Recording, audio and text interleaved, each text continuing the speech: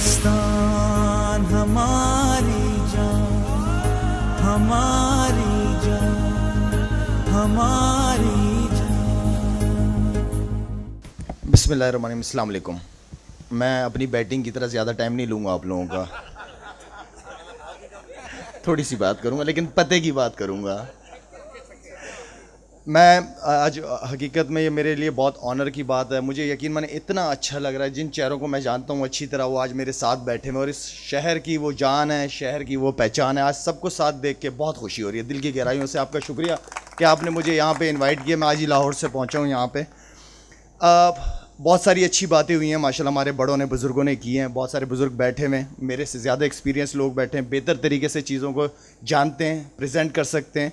लेकिन एक चीज़ जो मैं ये जानता हूँ कि शाहिद अफरीदी इस शहर को ओन करता है। शाहिद अफरीदी इस शहर के बगैर रह नहीं सकता, मुझे ये पता है। इवन कि मैं अपने फैमिली के साथ अगर इंग्लैंड में हूँ या इस्लामाबाद में हूँ या लाहौर में हूँ, 3 महीने के लिए लाहौर शिफ्ट हो गया था, वो भी मजबूरी की वजह से। लेकिन मैं इस शहर के बगैर नहीं रह सकता, मुझे नहीं पता क्यों। और इस शहर के जो मसले मसाइल हमें नज़र आ रहे हैं चलते फिरते, वो कुछ ज़्यादा ही हो गए हैं, बहुत ज़्यादा हो गए हैं। क्यों? क्योंकि हमारे गोल्स अलग हो गए, हमारे मकसद दूसरी तरफ हो गए। हमारा मकसद अब कराची के लोग, ये मुल्क नहीं है। अब सिर्फ और सिर्फ हमारे जो, अब वो नहीं कहना चाह रहा मैं, लेकिन एटलीस्ट हमें सीधे ट्रैक पे आने की ज़रूरत है। ये वो कराची है जहाँ से पाकिस्तान चलता है। ये वो कराची है जिसे हम दुबई और पेरिस बनाने की बातें कर रहे हैं, और हम यहाँ पे बातें करते हैं, मीटिंगें करते हैं कि कचरा उठाना है इस शहर में से। क्या हम कचरे उठाने वाले लोग रह गए? इतनी तरक्की करने के बाद दुनिया कहाँ जा रही है, हम कहाँ जा रहे हैं, हम आपस में लड़ रहे हैं। टीवी चैनल उठा के देखो तो सियासतदान साहब बैठे हुए हैं। आजकल तो वाहिद हमारा मुल्क है कि टॉक शोज़ को भी कमर्शियल्स मिलते हैं, तो चेक करें हमारा लेवल।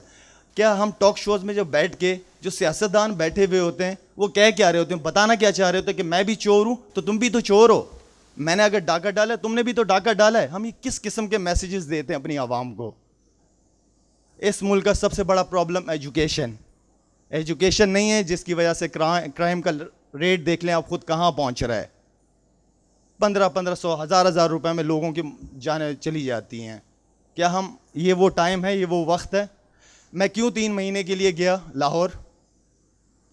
20 साल खेला पाकिस्तान के लिए, ये 2015 का जब वर्ल्ड कप था।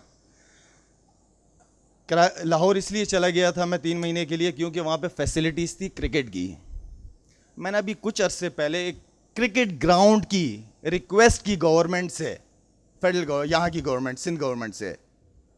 मेरी टीम गई उनके पास, तो उन्होंने कहा नहीं, हम इसमें कोई हेल्प नहीं कर सकते। मुझे नहीं पता पीपल्स पार्टी के कौन कौन यहाँ बैठे हैं, जो भी बैठे हैं, I am sorry, I am very straight forward, लेकिन यही हकीकत है।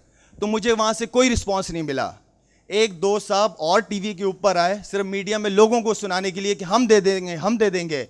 आज तकरीबन कोई 2.5 महीने हो गए, वो लोग नज़र नहीं आ रहे। ये तो शुक्र अदा करता हूँ कि मैंने जो हॉस्पिटल बनाया है वो मेरे वालिद साहब के नाम पे था। मेरे वालिद साहब के नाम पे ज़मीन थी, जिसकी वजह से मैंने वहाँ हॉस्पिटल बना दिया, वरना गवर्नमेंट मुझे उसके लिए भी हॉस्पिटल नहीं दे पाती।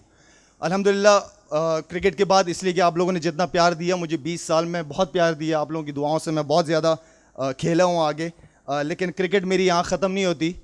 10 साल से मैं चैरिटी के काम कर रहा हूँ डिफरेंट ऑर्गेनाइजेशंस के साथ। मैंने सिंध का हाल भी देखा है, मैंने KPK का हाल भी देखा है। सिंध का हाल तो आई थिंक थर के एरिया को आप लोग बेहतर तरीके से जानते हैं। इंशाल्लाह एंगरों के साथ मिल के एक हॉस्पिटल बना रहा हूँ 100 बेड का। उसके लिए मेरे लिए लाजमी दुआ कीजिएगा कि अल्लाह ये काम मुझसे ले ले।